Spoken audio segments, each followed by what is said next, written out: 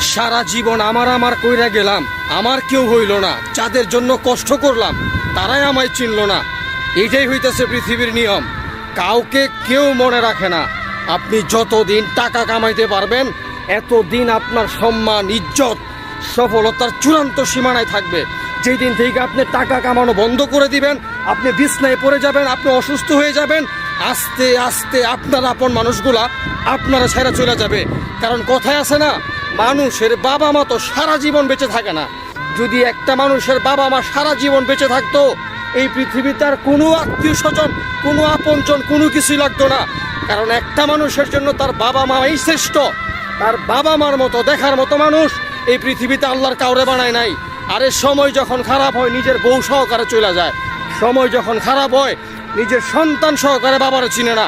এইটা হইতেছে পৃথিবীর জামানা। এখনো সময় আছে, নিজের জন্য কিছু করুন যাতে মানুষ আপনার জন্য করতে বাধ্য হয়।